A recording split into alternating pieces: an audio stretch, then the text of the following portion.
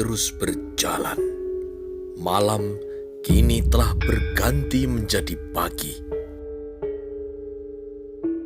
Matahari terlihat semakin meninggi. Ruang Sasono Sewoko kini sudah hampir penuh dengan para bebau di seluruh Kadipaten Jipang.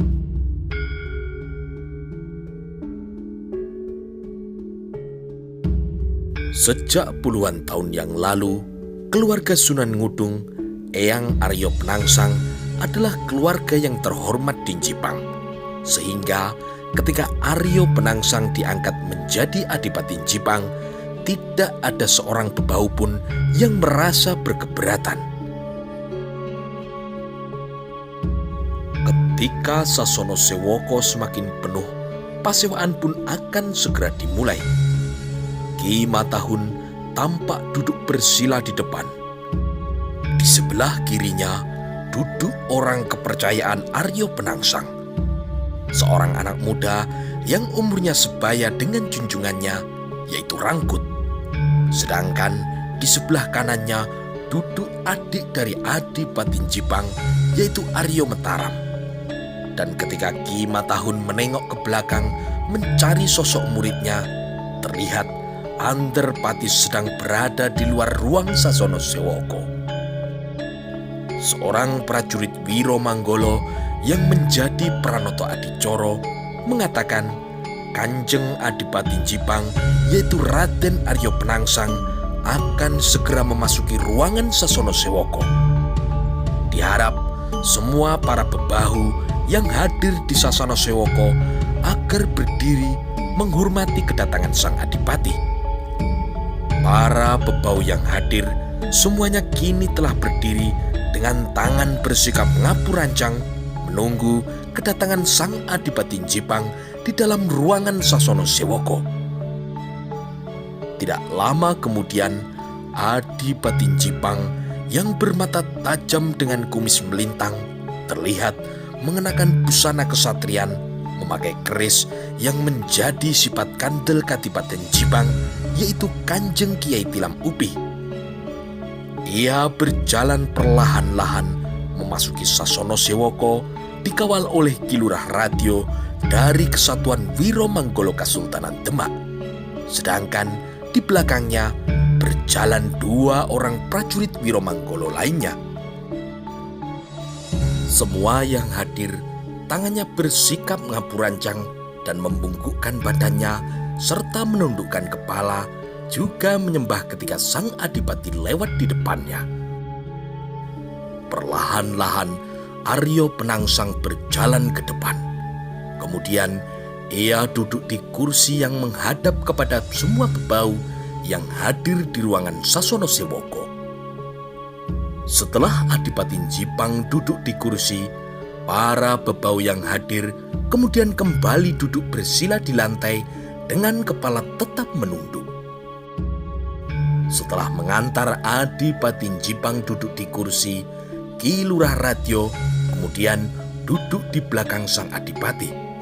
Sedangkan dua orang prajurit Wiro Manggolo lainnya segera duduk bersila di lantai di belakang Lurah Radio. Prajurit Wiro Manggolo yang menjadi Pranoto Adicoro mengatakan pasewaan akan segera dimulai dan semua para bebau yang hadir diharap mendengarkan titah yang akan diucapkan oleh Kanjeng Adipati Aryo Penangsang. Dengan pandangannya yang tajam, Aryo Penangsang memandang kepada semua para bebau yang hadir di hadapannya. Lalu dilanjutkan dengan sambutannya yang diucapkan dengan kalimat yang keras dan tegas. Singkat kata-kata yang diucapkannya, tidak berbasa basi.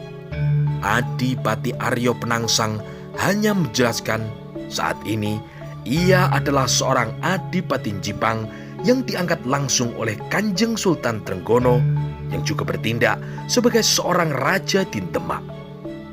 Selanjutnya, Adipati Aryo Penangsang mengucapkan terima kasih atas kehadiran dan kesetiaan para bebau di seluruh Kadipaten Jipang, serta pemberian asok hulu bekti yang telah dibuktikan dengan datang di pasewaan. Setelah itu, acara dilanjutkan dengan acara yang ditunggu-tunggu oleh semua yang hadir di Pasewaan, yaitu pengangkatan beberapa Nayoko Projo Kadipaten Jipang.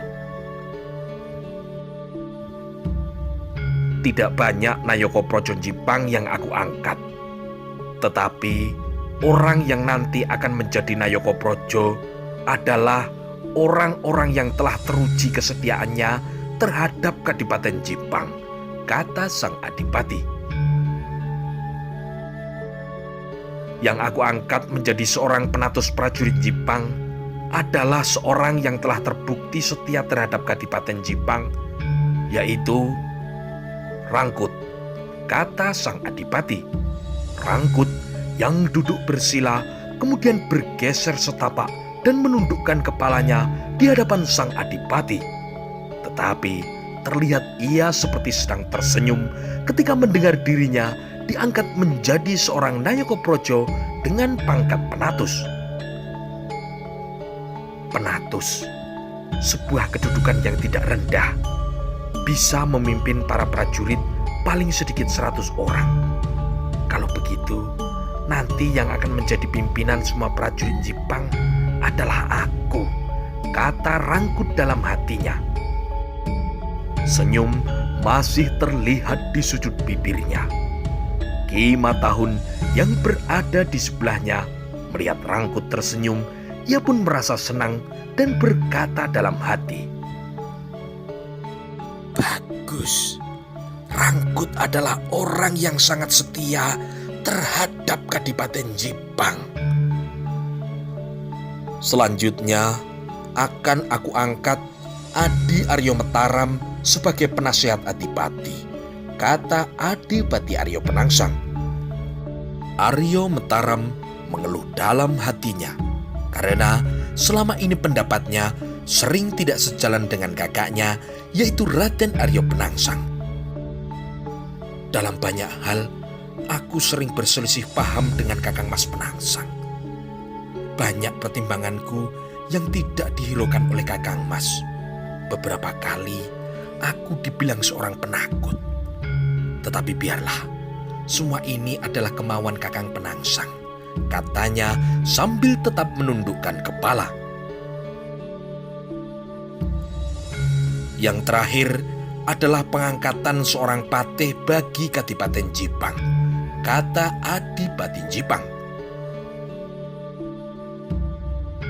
Patih adalah kedudukan yang tinggi. Ia adalah sebagai orang kedua di Kadipaten Jipang. Tugas dan tanggung jawabnya berat, dan ia harus orang yang berilmu tinggi dan sangat setia terhadap Jipang Panolan, kata sang adipati. Aryo Penangsang berhenti sebentar, diedarkan pandangannya ke semua yang hadir di Sasono Sewoko. Yang akan aku angkat sebagai patih Jipang sekaligus penasehat adipati adalah Ki Matahun, kata Adipati Jipang. Ki Matahun pun menarik nafasnya dalam-dalam. Ia yang sejak semula telah diperintahkan untuk mengawasi pembangunan dalam Kepatian, ternyata ia juga yang diangkat menjadi patih Kadipaten Jipang. Ternyata aku yang diangkat menjadi patih Kadipaten Jipang, katanya dalam hati. Rangkut yang mendengar Ki Matahun diangkat menjadi patih menjadi gembira. Ki Matahun adalah orang yang berilmu tinggi. Saat ini di seluruh telatah Jipang, selain Kanjeng Adipati Jipang, tidak ada orang yang mampu mengimbangi ilmu kanuragannya, kata Rangkut dalam hatinya, memuji Ki Matahun yang telah belasan tahun bersamanya mengabdi di keluarga Aryo Penangsang. Setelah acara pembentukan Nayoko Projo Kadipaten Jipang sudah selesai dibacakan, maka acara pasewaan dilanjutkan dengan pemberian serat kekancingan. Adipati Jipang kemudian mengambil dari saku bajunya 3 buah serat kekancingan yang akan diberikan kepada Nayoko Projo yang telah diangkatnya. para Nayaka Praja yang baru diangkat, yaitu Arya Mataram, Rangkut, dan Patih Matahun, kemudian berdiri dan siap menerima serat kekancingan dari sang adipati. Setelah mereka bertiga menerima serat kekancingan dari Adipati Jipang, mereka pun kembali ke tempatnya, duduk bersila di hadapan Arya Penangsang. Setelah acara pembentukan Nayaka Praja selesai, maka Adipati Jipang mengatakan kesetiaan para Nayaka Praja Jipang adalah setia sampai mati. Tidak ada yang mampu mematahkan kesetiaan mereka kepada tanah kelahirannya, kecuali nyawa mereka telah berpisah dari raganya. Setelah beberapa acara lagi, pasean pun telah usai. Adipati Arya Penangsang pun juga telah kembali ke dalam kadipaten. Dan pada saat yang bersamaan di Kadipaten Pajang, di Tanah Lapang, di depan dalam kadipaten, telah dibuat sebuah panggung kecil dari kayu dan bambu. Dan di depan panggung telah berkumpul 240 calon prajurit yang akan segera diresmikan oleh Adipati Hadiwijoyo. Sedangkan di pinggir Tanah Lapang, ratusan rakyat Pajang melihat dan menonton acara peresmian para prajurit Pajang. Dua kelompok besar para prajurit, yaitu 100 orang calon prajurit Wirotamtomo Pajang, telah berdiri tegak di Tanah Lapang yang dipimpin oleh Penatus Pemanahan, dan 100 orang calon prajurit Wirombrojo yang dipimpin oleh Penatus Penjawi. Tidak mudah bagi mereka untuk bisa menjadi seorang prajurit. Pendadaran yang dijalani juga tidaklah ringan. Dan dengan bangga, sekarang mereka telah berdiri menanti sang adipati yang sebentar lagi akan meresmikan mereka. Mereka belum mempunyai seragam keprajuritan, hanya berpakaian sederhana. Separuh dari mereka membawa sebuah pedang pendek yang disangkutkan di ikat pinggangnya. Mereka kini telah berdiri tegap di Tanah Lapang menunggu kedatangan Adipati Hadiwijoyo. Di sebelahnya, sebuah kelompok kecil yang terdiri dari 20 orang calon prajurit yang bersenjatakan tombak. Itulah kelompok kecil pasukan bertombak Kadipaten Pajang yang diberi nama Wiro Kolontoko yang dipimpin oleh Wenang Wulan. Sedangkan yang 20 calon prajurit lainnya tergabung dalam pasukan sandi yang diberi nama Wiro Sandi Yudo. Mereka menjadi pasukan telik sandi Kadipaten Pajang. Mereka tidak berbaris di Tanah Lapang, tetapi mereka berbaur menjadi satu dengan ratusan rakyat Pajang yang menonton di pinggir Tanah Lapang. Beberapa orang prajurit berpakaian Wiro Manggolon Demak berjaga di depan panggung. Beberapa orang lainnya berjaga di beberapa tempat di sekitar Tanah Lapang. Tidak lama kemudian, dari dalam kadipaten terlihat Kanjeng Adipati Hadiwijoyo berjalan menuju ke atas panggung. Di sebelah kirinya berjalan juga Ki Lurah Wasono dari prajurit Wiro Manggolo Kasultanan Demak. Sedangkan di sebelah kanannya berjalan Ki Ageng Niselo. Kemudian di belakangnya lagi berjalan Patih Monconegoro, Ngabei Wuragil, Ngabei Wilomarto, dan yang paling belakang berjalan 2 orang prajurit Wiro Manggolon Demak. Sang adipati kemudian naik di atas panggung, duduk di kursi diapit oleh Ki Lurah Wasono dan juga Ki Ageng Niselo. Di sebelah kanan kirinya duduk Patih Monconegoro beserta Ngabei Wilomarto dan juga Ngabei Wuragil.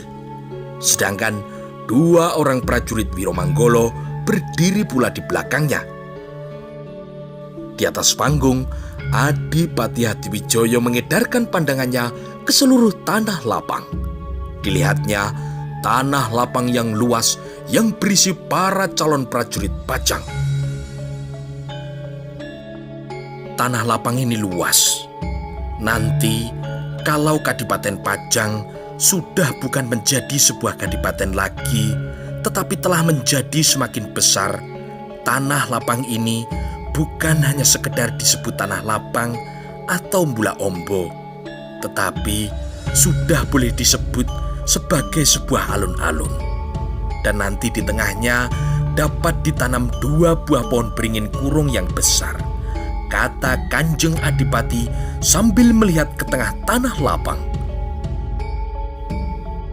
Pada saat sekarang, hanya bangunan keraton saja yang di depannya boleh mempunyai sebuah alun-alun dan mempunyai 2 buah pohon beringin kembar yang berada di tengahnya, kata sang Adipati masih sambil menarik nafasnya dalam-dalam.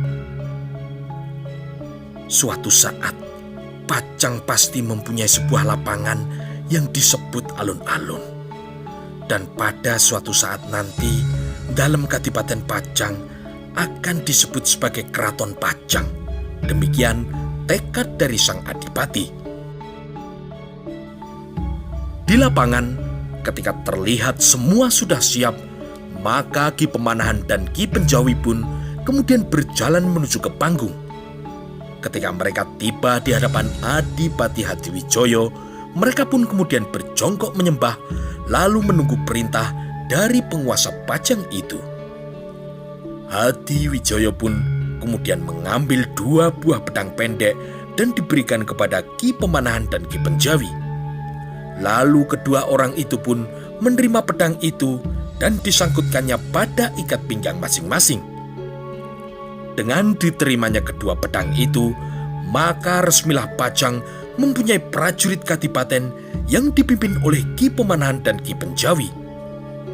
Setelah menerima pedang, maka Ki Pemanahan dan Ki Penjawi kemudian kembali ke tempatnya semula, bergabung ke tempat 200 orang prajurit Wiro Tamtomo dan juga Wirombrojo Pajang. Sesaat kemudian, barisan pun bergeser ke tepi lapangan untuk memberi kesempatan kepada para prajurit memperlihatkan kemampuannya. Adipati Hadiwijoyo bersama dengan para Nayaka Praja di atas panggung menyaksikan beberapa orang keluar dari barisan para prajurit. Mereka adalah para prajurit yang pernah berguru olah kanuragan di beberapa perguruan kecil yang tersebar di beberapa desa di sekitar Pajang. Pertama kali yang akan memperlihatkan kemampuannya adalah 2 orang prajurit, yang seorang bertubuh agak gemuk, sedangkan yang seorang lagi bertubuh sedang. Kedua orang prajurit itu melangkah maju ke depan panggung. Keduanya membungkukkan badannya, lalu menyembah kepada Kanjeng Adipati Hadiwijoyo. Setelah itu, mereka pun mundur dan bersiap-siap untuk memperlihatkan kemampuannya. Keduanya lalu berdiri berjejer.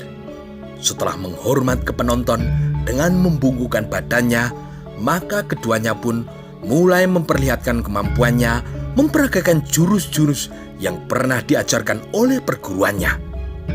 Dengan tangan mengepal, mereka memukul lurus ke depan, memukul dagu dari bawah ke atas, menyiku maupun menangkis.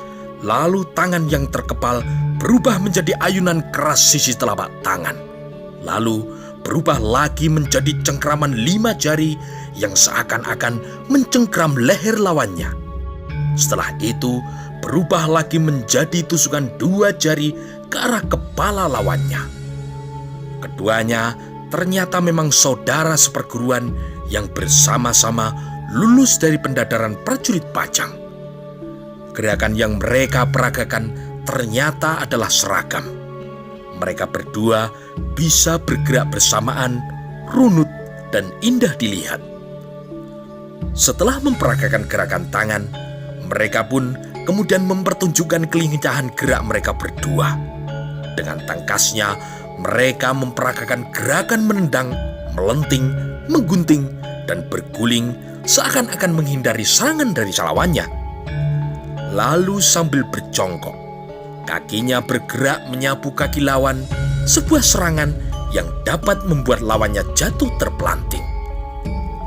Kedua prajurit itu lalu berdiri berjejer. Kemudian mereka bersiap mengambil ancang-ancang, lalu dengan cepat keduanya lari dan melompat ke depan dengan kaki kanan yang terjulur lurus dan kaki kiri yang ditekuk ke dalam.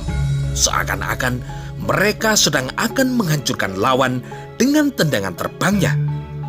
Dan ketika kakinya menyentuh tanah, mereka pun berguling sekali, lalu melompat dan berdiri siap untuk menyerang lagi.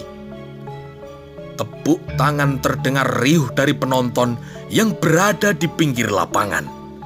Beberapa saat, mereka berdua masih bergerak memperlihatkan kemampuan olah kanuragan yang didapat dari perguruan mereka. Dan setelah dirasa dianggap cukup, maka mereka berdua mengakhiri peragaan yang telah dilihat oleh ratusan rakyat Pajang. Riuh rendak, sorak-sorai dan tepuk tangan penonton yang ada di tanah lapang ketika mereka menyaksikan akhir dari peragaan olah kanuragan keduanya. Di sudut lapangan, seorang tua berjenggot panjang berwarna putih yang memakai caping dengan pandangannya yang tajam memperhatikan peragaan olah kanuragan itu. Lalu ia pun pelan-pelan berkata dalam hatinya, "Hadiwijoyo harus bekerja lebih keras lagi. Semua gerakan yang diperlihatkan oleh prajurit Pajang itu kalah jauh kalau dibandingkan dengan kemampuan calon prajurit Jipang yang berasal dari lereng Gunung Lawu, murid-murid dari Panembahan Sekar Jagad." Di atas panggung, Ki Ageng Niselo pun berkata perlahan-lahan seakan-akan kepada dirinya sendiri, "Semua gerakan olah kanuragan kedua prajurit itu adalah masih gerakan dasar. Mereka masih mentah. Untuk membuat prajurit yang berkemampuan tinggi, pemanahan dan penjawi harus bekerja lebih keras lagi." Adipati Hadiwijoyo yang mendengar perkataan itu hanya menganggukkan kepalanya. "Iya, Kakang. Untuk meningkatkan keterampilan dan kemampuan prajurit Pajang, bukan hanya Kakang Pemanahan dan Kakang Penjawi saja yang harus bekerja keras. Tetapi tugas ini harus dibantu oleh seluruh Nayaka Praja Kadipaten Pajang," kata Adipati Hadiwijoyo. Ketika kedua orang prajurit itu telah mengakhiri peragaannya, maka ia pun segera menghormat ke arah Kanjeng Adipati Hadiwijoyo dan juga ke arah penonton. Lalu keduanya pun kembali ke tempat semula ke dalam barisan para prajurit. Sesaat kemudian majulah ke depan seorang prajurit yang bertubuh tinggi kurus. Dengan membawa sebatang pedang pendek, prajurit itu melangkah maju ke depan panggung. Ia membungkukkan badannya. Kedua tangannya menyembah ke arah Kanjeng Adipati Hadiwijoyo. Setelah itu, ia pun kembali mundur dan masuk ke dalam tanah lapang, bersiap memperlihatkan semua kemampuannya. Prajurit itu berdiri tegak. Setelah menghormat pada para penonton, dengan cepat prajurit itu menggerakkan pedangnya dalam permainan pedang tunggal. Sesaat kemudian, prajurit yang bertubuh kurus itu pun menusukkan pedangnya ke depan, lalu dengan cepat ditariknya pedang itu ke belakang. Lalu arah tusukan pedang kembali berubah menjadi sabetan ke samping dan kembali berubah menjadi tusukan ganda ke depan. Kini dengan tangkasnya, ia melompat lalu melenting ke samping, berguling sambil menggerakkan pedangnya seakan-akan menyapu kaki lawannya. Tidak lama kemudian, badannya telah berputar cepat. Lalu ia pun berlompatan kian kemari seperti seekor kijang. Prajurit itu memutar pedangnya seperti paling-paling. Pedang tunggalnya seakan-akan berubah menjadi sebuah perisai yang rapat, sehingga pertahanan itu tidak mudah ditembus oleh serangan lawan. Setelah ia menyelesaikan permainan pedang tunggalnya, terlihat baju prajurit itu menjadi basah terkena keringat yang mengucur deras dari tubuhnya. Tetapi prajurit yang bertubuh tinggi kurus itu tersenyum ketika ia mendengar tepuk tangan yang keras dari para penonton di pinggir tanah lapang. Setelah menghormat dan menyembah ke arah Adipati Hadiwijoyo, lalu ia pun membungkukkan badannya ke arah para penonton. Peragaan selanjutnya segera akan diperlihatkan oleh seorang prajurit yang bertubuh tegap. Dengan penuh percaya diri, ia pun maju ke depan dengan membawa 2 buah pedang pendek. Setelah menghormat ke arah panggung dan menyembah ke Adipati Hadiwijoyo, lalu ia pun membungkukkan badannya ke arah penonton. Kini mulailah ia memperlihatkan permainan pedang rangkapnya. Prajurit itu menggerakkan kedua pedangnya mendatar. Lalu saling berurutan, kedua pedang itu menusuk ke depan. Kemudian pedangnya ditarik lagi untuk menusuk lawan yang berada di samping. Semakin lama, gerakannya menjadi semakin cepat. Kedua pedangnya bergerak cepat di sekeliling tubuhnya, seakan-akan melindungi dirinya dari serangan lawan. Permainan pedang rangkapnya tidak dapat diikuti oleh pandangan mata. Pedang itu bergerak cepat sekali. Kedua kakinya pun melenting ke sana kemari, dan bahkan prajurit itu mampu berguling tanpa melepas kedua pedangnya. Tangan kanan dan tangan kirinya yang masing-masing memegang sebuah pedang ternyata sama baiknya dan sama lincahnya. Dan keduanya dapat saling mengisi untuk menyerang maupun untuk bertahan.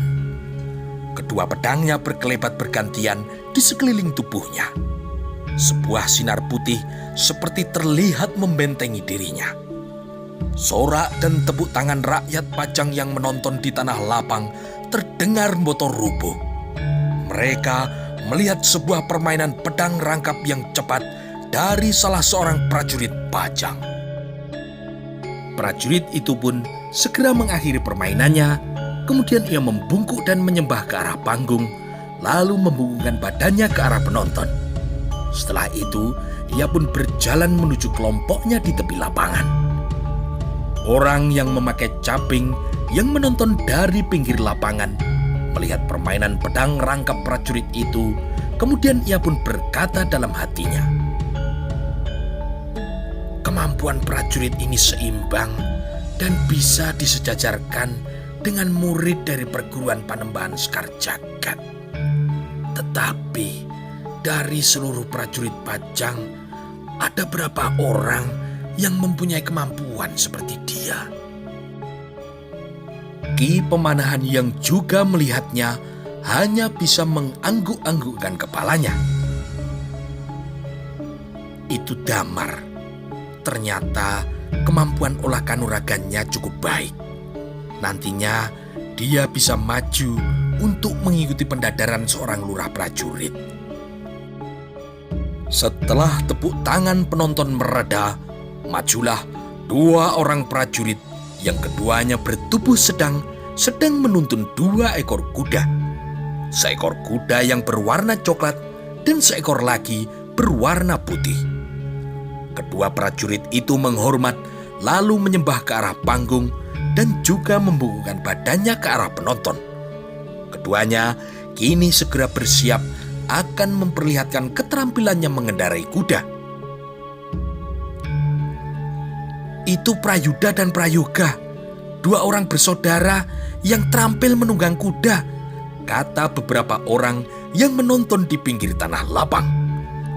Kedua prajurit itu kemudian naik ke atas punggung kuda. Seorang prajurit menaiki punggung kuda yang berwarna putih, sedangkan prajurit yang seorang lagi menaiki kuda yang berwarna coklat. Mereka berdua kemudian melarikan kudanya tidak terlalu cepat. Kedua prajurit itu menunggang kuda berkeliling di tanah yang lapang dengan memiringkan badannya ke kiri. Sesaat kemudian badannya juga telah dimiringkan ke kanan. Salah seorang prajurit itu menggelantungkan badannya ke sebelah kiri punggung kuda. Dan dengan berpegangan pada leher kudanya, prajurit itu mampu memiringkan badannya di samping punggung kudanya. Sedangkan prajurit yang seorang lagi mampu berkuda dengan tanpa memegang tali kendali kudanya. Kudanya terus berlari saja mengelilingi tanah yang lapang. Tepuk tangan dan sorak-sorai pun kembali bergema di Mbula Ombo ketika prajurit itu berhasil berdiri maupun berjongkok di atas pelana kuda mereka. Kemudian kedua kuda itu pun kembali berlari menjelajah ke segenap arah di tanah lapang. Kedua prajurit penunggang kuda itu kemudian menghentikan kudanya di depan panggung dengan kedua kaki kuda itu terangkat ke atas. Kembali terdengar sorak dan tepuk tangan yang riuh dari para penonton yang berada di pinggir Mbula Ombo. Dan beberapa saat kemudian, kedua prajurit itu kembali ke pinggir lapangan dan keduanya menerima sebuah tongkat sepanjang 2 depa yang ujungnya berupa bola kayu sebesar buah manggis. Sambil membawa tongkat berujung bola kayu, keduanya kemudian menjalankan kudanya saling menjauh. Kuda yang putih berlari ke arah utara, sedangkan kuda yang berwarna coklat berlari ke arah selatan. Orang bercaping yang menonton di pinggir lapangan pun melihat kedua prajurit berkuda itu akan saling menyerang dengan menggunakan tongkat berujung bola kayu yang seakan-akan mereka akan bertempur menggunakan sebatang tombak yang tajam. Ternyata kedua prajurit itu akan bermain sodoran. Apakah prajurit Pajang mampu bermain sodoran sebagus para prajurit Demak? Kata orang bercaping itu dalam hatinya.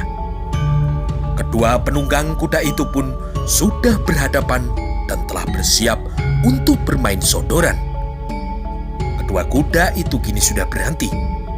Kedua prajurit itu juga telah memegang sebatang tongkat sepanjang 2 depa dan berujung bola kayu. Penunggang kuda putih itu perlahan-lahan menjalankan kudanya. Satu tangannya memegang tongkat, sedangkan tangan yang lain memegang tali kendali kuda. Semakin lama semakin cepat akan menyerang penunggang kuda berwarna coklat yang juga telah melarikan kudanya menyongsong lawannya. Penunggang kuda yang berwarna coklat kini sudah mengambil ancang-ancang untuk menyerang lawannya. Tongkatnya kini sudah diangkat untuk menusuk tubuh lawannya, tetapi penunggang kuda putih dengan cepat membelokkan arah kudanya melingkar sehingga kedua ekor kuda itu berlari saling menjauh. Kedua ekor kuda itu kembali berputar dan berlari saling mendekat. Dan ketika jarak keduanya sudah semakin dekat, maka penunggang kuda berwarna coklat menyerang lawannya dengan sodokan tongkat ke arah lawannya. Sambil terus melarikan kudanya, maka penunggang kuda putih itu memiringkan badannya hampir bergelantungan di samping kudanya, sehingga tongkat berujung bola kayu itu tidak mengenainya. Penunggang kuda putih itu kemudian bersiap menyerang, tetapi penunggang kuda coklat itu juga telah bersiap memukul tongkat lawannya. Dengan tangan kiri memegang tali kendali kuda dan tangan kanan yang memegang tongkat, maka kedua tongkat itu pun berbenturan dan kedua tangan penunggang kuda yang memegang tongkat itu bergetar.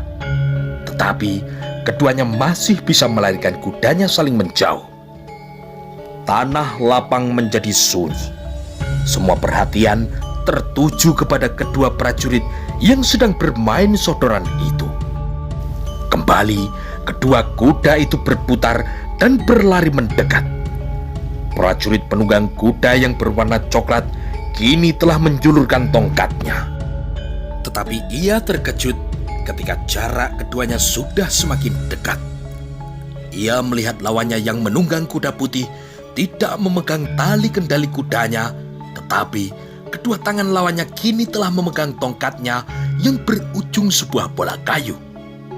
Sesaat kemudian tangannya terasa tergetar karena tongkatnya telah dipukul oleh lawannya. Akibatnya tanpa dapat dicegah, tongkat yang dipegang itu bergetar dan jatuh ke tanah. Kekuatan tangan lawannya yang memegang tongkat itu tidak kuat menahan benturan pukulan tongkat yang dipegang oleh kedua belah tangannya. Belum hilang rasa terkejutnya, tiba-tiba pundaknya terasa sakit terkena bola yang berada di ujung tongkat lawannya. Dan kini sebuah kekuatan yang besar telah mendorong pundaknya ke belakang, dan tanpa bisa dihindari, dirinya pun terjatuh dari punggung kuda coklatnya. Sorak dan tepuk tangan rakyat Pajang yang menonton di tanah lapang kembali terdengar remboto rubuh.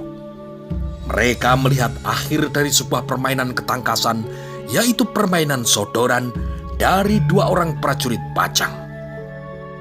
Mengetahui lawannya telah jatuh, prajurit penunggang kuda putih segera turun dari kudanya dan berlari menghampiri lawannya. Kemudian ia menolong lawannya itu berdiri.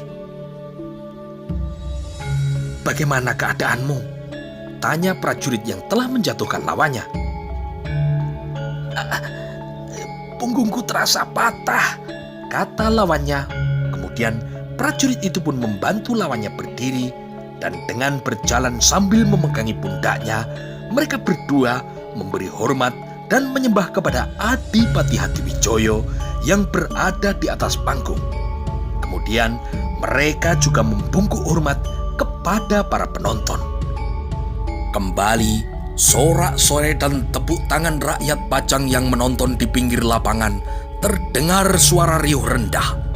Mereka melihat kedua prajurit itu tidak mengalami luka yang berat, meskipun salah seorang prajurit harus terjatuh dari kuda ketika bermain ketangkasan sodoran. Dua orang prajurit yang lain keluar dari barisan dan berlari ke tengah lapangan untuk memegang tali kendali kuda dan membawa dua ekor kuda itu kembali ke tepi lapangan. Meskipun salah seorang dari prajurit itu merasa kesakitan karena terjatuh dari punggung kuda dan pundaknya juga terasa sakit terkena bola kayu, tetapi keduanya mampu berjalan sampai ke tempatnya semula. Setelah semuanya selesai, maka Adipati Hadiwijoyo kemudian berdiri dan berjalan menuju dalam kadipaten, diapit oleh Ki Ageng Neselo dan juga Ki Lurah Wasono dari Kesatuan Wiro Manggolon Demak. Ki Pemanahan dan Ki Penjawi kemudian membubarkan para prajurit yang masih berbaris di tanah lapang, dan perlahan-lahan penonton pun sedikit demi sedikit telah mulai beranjak pergi dari depan dalam kadipaten. Kedua orang itu pun lalu berjalan menghampiri prajurit yang terjatuh dari punggung kudanya. "Kau baik-baik saja?" tanya Ki Pemanahan kepada prajurit penunggang kuda yang berwarna coklat. "Iya Ki, tidak apa-apa. Hanya sedikit terkejut saja. Sebentar lagi pasti sudah pulih kembali Ki," kata prajurit itu. "Baik, hari ini kita sampai di sini saja. Tetapi jangan lupa, setiap hari kita akan berlatih. Nanti akan diatur kapan kita latihan. Beberapa kelompok akan berlatih secara bergantian," kata Ki Pemanahan. Para prajurit bersama para penonton yang tersisa satu persatu berjalan meninggalkan Bula Ombo, dan tidak lama kemudian tanah lapang di depan dalam kadipaten pun telah menjadi sunyi kembali. Demikianlah telah selesai satu acara penting bagi Kadipaten Pajang yang sekarang telah mempunyai prajurit penjaga tlatah Pajang. Bukan hanya sekedar laskar atau pengawal biasa, tetapi Pajang kini telah mempunyai ratusan prajurit kadipaten.